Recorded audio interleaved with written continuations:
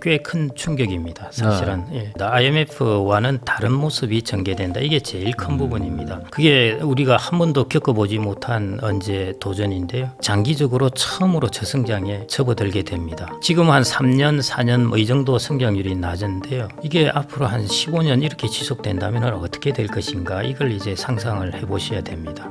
저는 그런 부분이 이제 우리나라가 앞으로 닥치게 될 더 큰 도전이 아닌가.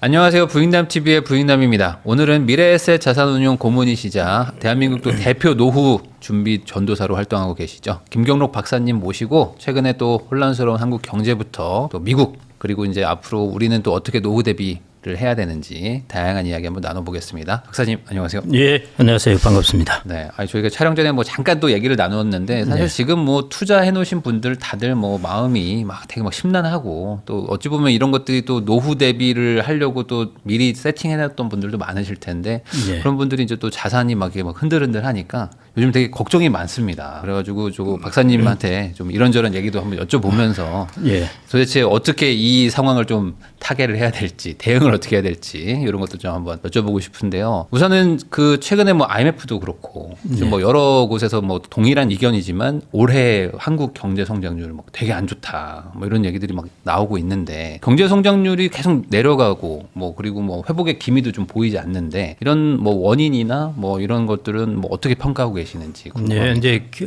우리나라 성장률 수정 전망한 거, 뭐 IMF 수정 전망한 거 이거 보시면 알 텐데요. KDI가 이제 올해 2월달에 성장률을 이제 2.0에서 1.5%로 낮추었고요. 한국은행도 낮추었습니다. 그것은 이제 작년 12월에 이제 계엄 정국 이것을 반영한 것이고요. 그다음에 이제 우리가 그 관세 트럼프의 이제 관세 정책 여부 4월 9일 날 리버레이션 데이 이후에 이 부분은 아직 우리나라 내부적으로는 수정 전망이 안 나왔는데요.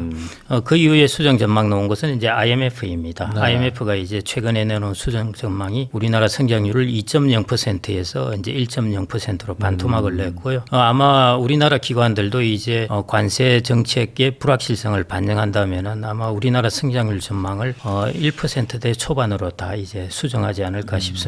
그래서 확연하게 작년에 우리가 4분기에 올해 경제를 생각했던 것에 비해서는 성장률이 많이 낮아졌다 이렇게 볼 수 있겠습니다. 그러면 이게 수치만 보면 막 반토막 얘기들이 나오는데 실제로도 이게 좀 심각하게 받아들여야 되는 건지 어떻게 봐야 됩니까? 심각한 것이죠. 심각한 것이고요. 우리나라는 지금 이제 성장률이 1%대 초반 내년에 이제 조금 회복되고 이런 것인데요. 문제는 이제 앞으로 어떻게 될 것인가 하는 것인데 여러 가지 이제 이유들이 있습니다. 저는 이제 우리나라가 복합 불황에 빠진다고 보고 있는데요. 복합 불황이라는 것은 구조적으로 장기 저성장이 좀 오래 지속될 것이다 이렇게 보고 있습니다.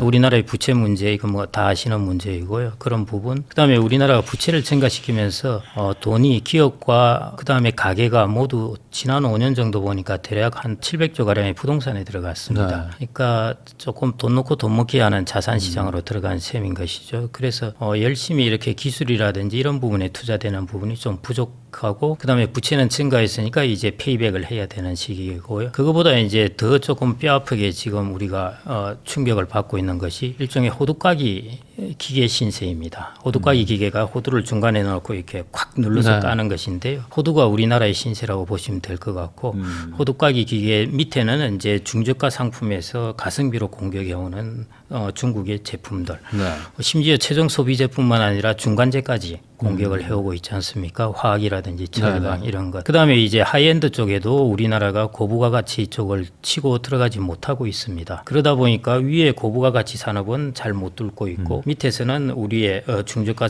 상품 이런 쪽으로 이제 치고 들어오니까요. 일종의 호두까기 기계의 중간에 있는 호두 신세가 좀 되어버렸습니다. 그래서 이걸 이제 샌드위치다 이렇게 표현을 하기도 하고요. 하여튼 이게 이제 또 하나의 중요한 요인입니다. 그다음에 이제 그런 판에 이제 트럼프의 이제 관세 충격이 닥친 것이죠. 그래서 이게 꽤 큰 충격입니다. 사실은 예. 우리나라가 주로 수출에 의존해서 이제 성장을 한 그런 경제로서는 타격을 많이 받을 수밖에 없는 것이죠. 꼭 이제 기업의 수익성이 나빠진다를 떠나가지고 우리나라의 성장률이나 고용에 영향을 줄 수 있는 부분입니다. 그다음에 고용은 이제 내수로 연결되는 것이고요. 그래서 그 충격이 이제 있어서 제가 보니까 지금 성장률이 좀 떨어진 것을 조금 더 오래가게 만들어 버리는 것입니다. 거기에다가 이제 장기적으로 우리나라의 성장률을 짓누르는 것이 이제 인구 구조입니다. 예, 그래서 이런 요인들이 지금 결합되어 있기 때문에요. 그래서 저는 아마 조금 일본에서 이제 이런 말을 썼는데 구조적인 장기 불황을 이제 복합 불황이다 이런 표현을 했는데 우리나라도 그 단계에 들어오지 않았나 이렇게 생각이 됩니다. 저는 한 2년 정도 전부터도 그 단계라고 생각을 했었고요. 하는 총재가 아마 작년인가 기자회견할 때 기자들이 총재님 우리나라 자꾸 장기 저성장 이야기를 하시는데 언제 장기 저성장에 들어가나요? 물어봤더니 그때 이미 들어왔습니다. 그 이야기를 한 적이 있습니다. 예, 그게 지금 더 현저하게 나타나고 있습니다.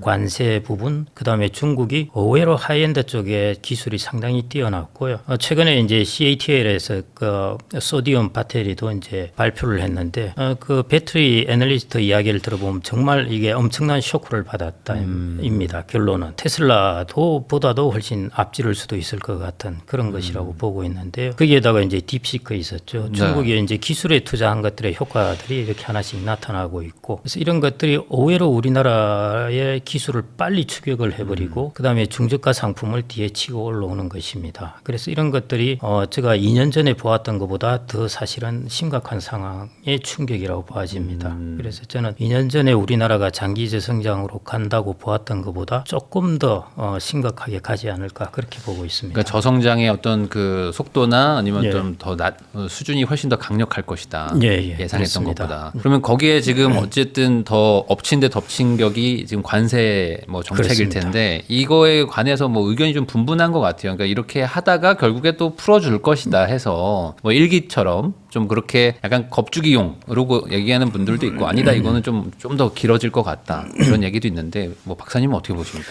일기에도 이제 관세를 올렸었고요. 이제 그래 심하게는 올리지 않았는데 2기 때는 그보다는 이제 더 강하게 할 것이 틀림없습니다. 여러분들이 트럼프 행정부에서 왜 저런 정책을 쓰는가 하는 것에 이제 근본적인 프레임을 보셔야 되는데요. 그 프레임을 보시려면은 두 사람의 이제 아이디어를 생각하시면 됩니다. 피트 나바로라고 있는데요. 이 양반은 이제 크라우칭 타이거라는 이제 책을 썼습니다. 그 책에 보면은 이제 피트 나바로의 생각이 나와 있습니다. 간단하게 말씀드리면은 되게 핵심적인 부분인데요. 앞으로 이거는 많이 들어보셨을 겁니다. 투키디데스의 트랩이라고 결국 패권 국가의 패권 다툼이 있을 수밖에 없다. 피트 나바로 있다고 봅니다. 당연히 충돌을 할 것이고 그 대상국은 중국일 것이고 그래서 미국은 거기 대응해서 이겨야 되는 것이고 군사적인 것이 아니라 경제적으로 이겨야 된다고 보고 있습니다. 이를 위해서는 이제 동맹국들의 이제 힘을 빌어서 이제 중국과 대항을 해야 된다 하는 것인데요. 그래서 최근에 이제 동맹국들도 같이 치는 걸 보고 폴턴이 이제 그 역시 보수주의자죠. 폴턴이 왜 저렇게 하나 요즘 이제 보수 내에서도 좀 그런 이야기가 있습니다. 동맹국들을 같이 이렇게 보듬으면서 해야 될 텐데 왜 동맹국들도 같이 치버리냐 이런 이야기가 있는데요. 그래서 그 부분은 이제 동맹국들에 대해서 지금 미국의 경제 체질을 본다면은 피트 나바로가 그런 이야기를 했습니다. 일단 중국과의 경제 전쟁을 위해서는 미국의 경제 체질이 탄탄해야 된다고 보았습니다. 그런 면에서 재정 적자, 무역 적자, 그 다음에 이제 인플레이션 문제도 있고, 그 다음에 제조업, 전략적 제조업이 이제 부족한 것이죠. 그 부분은 피트 나바로도 상당히 심각하게 이야기를 하고 있습니다. 그래서 이런 부분들에 대해서 아마 강력하게 계속 나오지 않을까 그렇게 이제 생각을 하고 있고요. 아마 이 프레임을 본다면은 동맹국들과의 관세는 관세뿐만 아니라 원스톱으로 다른 거하고 같이 이제 다 협상을 할 겁니다. 그래서 기본적으로 동맹국에게도 미국도 이제는 힘이 딸리는 것이에요. 왜냐하면 이전에 자기가 세계 GDP의 40%를 차지할 때하고 28%를 차지할 때하고 이제 달라진 것입니다. 그래서 자기만으로 힘으로 가지고 하기에는 이제 좀 딸리니까 동맹국들에게도 일종의 좀 서브시디 내지는 세금을 거둬야 되겠다는 것이고요. 그런 면에서 동맹국들도 어느 정도는 그런 부분을 조금 객출을 해야 되지 않나 그런 생각이 들고요. 그래서 그런 부분은 이제 협상이 비교적 이제 이루어질 거라고 봅니다. 아마 3개월 이내에 이루어질 거라고 보고요. 근데 중국과의 협상은 지금 이제 서서히 백도어로 시작을 하는데 그럼에도 불구하고 그것은 조금 오래 걸리지 않을까 그렇게 봅니다. 그러면은 이 동맹국이든 이제 중국이든 협상을 하게 되면 아까 말씀하셨던 것처럼 뭐 IMF가 지금 뭐 경제 성장률을 막 지금 반토막 내고 있는 상황 이게 약간 회복을 한다라고 봐야 될까 아니면 이건 어쩔 수 없는 예, 그건 어쩔 수 베이스라인으로 보셔야 될 것 같고요. 왜냐하면 이제 대공황 때하고 자꾸 비교하기도 하는데 그때에 비해서 관세율은 훨씬 덜 올리긴 했습니다. 그런데 무역 거래량으로 비교해 본다면은 그 무역 거래량이 이제 미국의 GDP 대비해서 미국의 대외 거래 이런 걸 본다면은 그때 이제 대공황 때에 비해서 지금 한 3배 정도가 됩니다. 그러니까 관세율을 대공황 때처럼 올렸다면 그것은 뭐 다 대공황입니다. 그렇고 근데 지금 정도 올려도 충격은 당연히 있다는 것이고요. 그래서 지금 어느 정도 타협을 당연히 있을 거라고 보고 있습니다. 그래서 그 타협의 정도를 이제 감안한 것이 그 정도 성장률인 것이고요. 그게 좀 더 강하게 서로 부딪히고 양보가 없다면은 그럼 성장률이 이제 더 낮아질 수도 있을 것으로 보아집니다. 그래서 이제 관세에서 제일 이제 유념하셔야 될 게 원래 관세율을 올리는 것은 경제에 원타임으로 영향을 줍니다. 그러니까 한 번 가격을 올리는 것이죠. 네. 그래서 성장률도 한 번 떨어집니다. 그래서 관세율이라는 것이 지속적인 경제 성장률을 계속 떨어뜨리는 것이 아니기 때문에요. 그래서 이 부분을 이제 너무 심각하게 볼 필요는 없습니다. 사실은 미국 입장에서 본다면 관세율을 올려서 비싼 제품이 들어왔다. 그러면 상대적으로 국내 제품이 싸지기 때문에요. 네.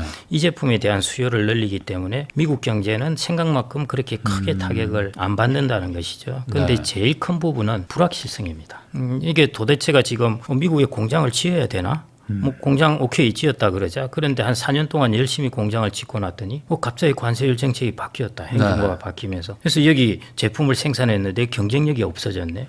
이렇게 되면 기존의 미국 공장처럼 돼버릴 수 있으니까요. 그래서 이제 그런 불확실성이 지금은 제일 큽니다. 사실은. 그러면 이런 상황에서는 뭐 아까 말씀하신 것처럼 기업들도 뭐 섣불리 투자를 맞습니다. 막 결정하기도 뭐하고 예. 그리고 또 어찌 보면 트럼프는 이제 다음 재선이 또 없기 때문에 예. 반대로 생각하면 한 4년만 버텨볼까 뭐 이런 생각을 할 것 같기도 하고. 아닙니다. 그렇게 이제 아주 강하게는 안 나갈 것 같고요. 네. 그래서 방금 말씀하신 것처럼 이제 불확실성이 커지기 때문에 기업의 투자가 위축된다는 거. 그게 이제 성장에 가장 많은 영향을 주는 것이고요. 트럼프는 향후 4년 뒤가 일단 문제가 아니라 우선적으로 중요한 게 내년 11월에 있을 중간 선거입니다. 네, 지금 뭐 반발이 많던데요. 네, 자기 혼자 그렇더라도 우리나라와 똑같이 그 국회의원들도 자합인데요. 네. 그러니까 자기들도 이제 그 선거에서 그 국회의원이 돼야 되니까요. 그래서 그런 부분을 감안해서 아마 움직이게 될 겁니다. 그래서 뭐 그때까지도 계속 밀고 나간다든지 그러지는 않을 것 같고요. 왜냐하면은 트럼프가 전체 지금 미국을 리쉐이핑하려고 생각을 하고 있습니다. 생각은 되게 큰 네. 어떤 픽처를 그리고 있어요. 나름. 그 진짜 마가입니다. 미국을 다시 위대하게 한번 만들어 보겠다 하는 큰 꿈을 이제 꾸고 있는데요. 그래서 이제 큰 픽처를 그리려는데 이 관세율은 첫 번째입니다. 그다음에 이것 이제 일단락 되고 나면은 혹은 어느 정도 되고 나면은 이제 시장이 이제 좀 흡수를 했다 이렇게 생각되면은 이제 환율이 나오게 될 것이고요.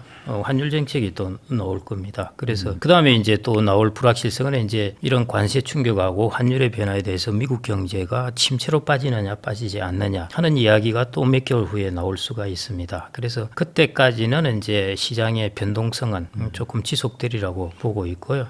이제 미국 시장의 변동성이고 상대적으로 우리나라는 조금 미국하고는 조금 디커플링이 되지 않을까 이렇게 보고 있습니다. 그러면 우리나라 입장에서는 지금 잘 돼야 한 1% 성장이라고 봐야 되는 건가요? 이게 최저 수준이 아니고 여기서 더 안 좋아질 가능성도 있는 거죠? 그거는 저도 이제 두고 봐야 될 것 같은데요. 그냥 불확실성이 좀 높네요. 예. 그 KDI가 이제 관세 신가 이전에 한 1.5, 한국은행이 1.7, 1.8 이 정도 봤으니까요. 네. 거기서 보면은 관세율 충격 때문에 떨어지는 것 생각하면은 한 1% 정도 이 정도 보시면 되지 않을까 싶고요. 그래서 올해 같은 경우에는 우리나라가 성장률이 일반적으로 경제에 미치는 영향은 이제 내수, 그다음에 고용 이런 쪽입니다. 그다음에 이제 주식시장하고는 또 다르게 움직이거든요. 최근에 이제 IMF가 성장률 전망치를 다 반토막을 내면서 이제 또 멕시코도 떨어뜨리고 다 그렇게 발표했을 바로 그날에 미국의 주가가 급등하기 시작했습니다. 연이틀을 이제 급등을 했는데요. 그래서 이제 주식시장을 보는 것하고 1년 단위로 볼 때는 어떤 경제 성장률을 보는 것하고는 조금 구분을 해서 보셔야 되지 않을까 싶습니다. 어쨌든 경제만 봤을 때는 아까 예. 말씀해주신 거에서 좀 답이 있겠지만 한국은 지금 뭐 호두까기 신세고 예. 그리고 뭐 지금 고령화도 가고 있고 뭔가 지금 젊은 나라도 아닌데 뭔가 탈출 방법이 뭐 마땅치가 않은 거 아닌가요? 마땅치 않습니다. 그래서 이제 조금 곤혹스럽기도 한 거고요. 제일 곤혹스러운 부분이 사실은 앞으로 우리나라에서 고용이라고 저는 보는데요.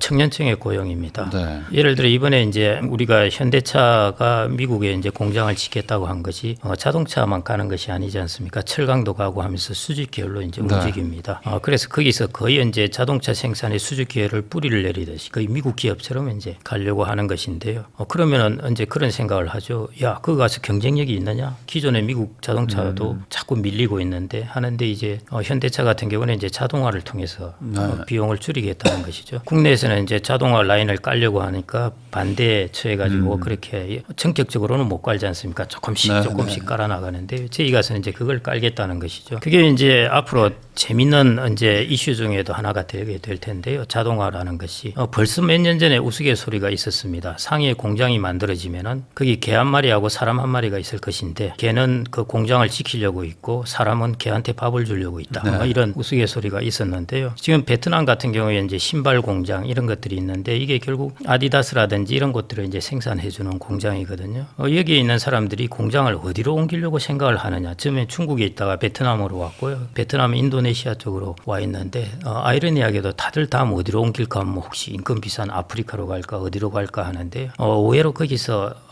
사업을 하는 사람들이 생각하는 곳은 미국입니다.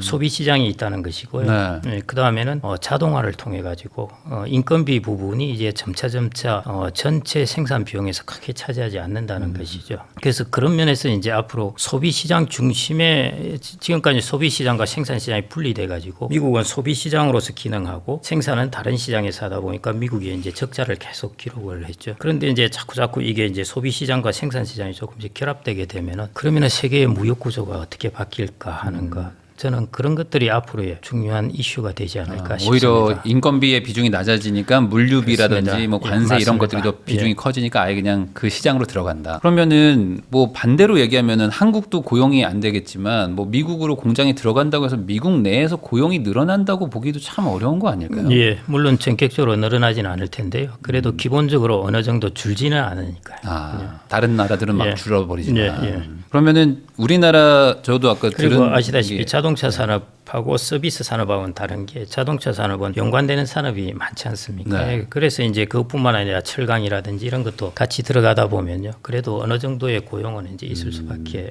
없게 될 겁니다. 그럼 우리나라의 제조업들이 예. 고용을 좀 책임지고 있었을 텐데 여기도 더 안 좋아진다면은 가뜩이나 지금 청년층 입장에서는 뭐 제대로 된 직장을 구한다라는 게 점점 더 어려워질 수밖에 없네요. 예, 좋은 직장인 셈이죠. 좋은 일자리이고요. 그 부분이 이제 일본에서도 일어났었습니다. 일본이 이제 엔화가 강세가 되고 그럴 때 더욱이 2000년, 2010년까지 일본은 지속적으로 소비 시장으로 나갑니다. 그게 동남아 쪽으로 나갔었죠. 근데 이게 이제 소비 시장이 미국이라는 것으로 지금 앞으로 바뀔까 하는 것들이 하나의 제가 지금 생각하는 이슈 중에 하나인 부분이고요. 그래서 이제 제가 이제 그 고용이라는 거하고 기업의 주가라는 것을 이제 좀 구분해서 봐야 된다는 것이요. 기업은 어디든지 이윤을 극대화할 수 있는 쪽으로 옮겨갑니다. 네. 미국으로 왜 옮겨가느냐? 이윤을 극대화하기 위해서요. 거기 가서 이윤이 더 많이 생기면은 자동차 회사의 주가는 올라가겠죠. 그런데 여기서 고용을 덜하게 되니까 우리나라의 성장률은 떨어지게 됩니다. 그래서 앞으로 이게 성장률하고 어떤 기업의 주가라는 것이 이제 글로벌화되면서요. 이게 꼭 같이 이제 가지는 않는다는 것입니다. 다국적 기업 같은 경우는 여전히 자기의 매출이나 이익은 유지될지라도 이제 국내 시장에서의 성장과 내수의 침체 이런 것들은 조금 불가피하지 않을까 그렇게 보고 있습니다. 그러면 우리도 그냥 일본처럼 뭐 열심히 뭘 해보려고는 하지만 그냥 장기 침체 저성장으로 갈 확률이 뭐 상당히 높다. 이건 뭐 받아들일 수밖에 없다. 이렇게 보시는 건가요? 예, 제가 이게 이런 말씀을 사실은 저도 드리기 별로 안 좋은데요. 그래서 제가 갑자기 비관론자로 찍혀가지고 제가 아직 그런 스타일은 아닌데 그렇게 되는데요. 저는 2년 정도 전부터도 하여튼 계속 이야기를 해왔습니다. IMF와는 다른 모습이 전개된다. 이게 제일 큰 부분입니다. 여전히 IMF 금융위기, 경제위기 온다고 이야기하는데요. 그건 아닙니다. 그건 아니고요. 다른 유형의 우리나라가 이제 도전을 받게 되는 것입니다. 그게 우리가 한 번도 겪어보지 못한 언제 도전인데요. 지금까지 우리나라는 고성장이었잖아요. 그러니까 고용도 계속 일어났습니다. 네. 그래서 실업률 자체를 보면은 선진국 중에서 선진국과 비교하면 항상 제일 낮았었죠. 그런데 우리나라도 이제 장기적으로 처음으로 저성장에 접어들게 됩니다. 지금 한 3년, 4년 뭐 이 정도 성장률이 낮은데요. 이게 앞으로 한 15년 이렇게 지속된다면 어떻게 될 것인가 이걸 이제 상상을 해보셔야 됩니다. 저는 그런 부분이 이제 우리나라가 앞으로 닥치게 될 더 큰 도전이 아닌가 이렇게 보고 있습니다. 그래서 완전히 다른 종류의 위기, 다른 종류의 도전이라고 보셔야 될 것 같습니다. 그러면 뭐 내수를 뭐 키워야 된다거나 뭐 이렇게 뭐 다른 방법을 찾아야 된다는 말씀이세요? 우리나라는 사실은 내수를 키울 만한 게 없습니다. 어떻게 해야 되죠? 이제 내수를 키울 만한 게 없다는 것이 서비스 산업 이런 쪽인데요. 그리고 또 고령화되고 있잖아요. 네. 서비스 산업 같은 경우에도 부가가치가 높은 서비스 산업 하면은 뭐 의료라든지 법률, 세무, 회계 뭐 이런 것들이죠. 이런 것들인데 그 한계가 있는 것이죠. 예를 들어 선진국의 서비스 산업은 글로벌 시장을 대상으로 합니다. 선진국의 컨설팅 회사 보십시오. 글로벌 하는 것이죠. 그런데 우리나라는 법률이나 뭐 모두 다가 이제 국내 시장 중심이니까요. 이 서비스 시장이 확대되는데 한계가 있다는 것이죠. 그래서 우리나라 서비스 시장은 확대된다 하면은 결국 저부가가치의 서비스 시장이나 내수가 이제 확대되는 것입니다. 이제 그 시장도 한계에 달해서 지금 이제 줄어들고 있는 그런 상황이니까요. 그래서 우리나라의 돌파구는 제가 이전에 30년 전에 이코노미스트 할 때도 그때도 항상 내수를 키우자 이야기를 했습니다. 결국 그걸로 가지고는 우리 그 방향은 틀렸습니다. 사실은. 그랬으면 이만한 성장을 못하게 된 것이고요. 저는 여전히 우리나라의 성장의 돌파구 해외에 있다고 보고 있고요. 그걸 통해서 이제 우리나라의 내수와 서비스 시장이 성장을 한다고 봐야 될 것 같습니다. 그러면은 결국 우리나라가 경쟁력 있는 제품을 통해서 글로벌 시장에서 우리나라가 그 성장을 해야만 그게 저는 우리나라의 성장의 길이라고 보고 있습니다.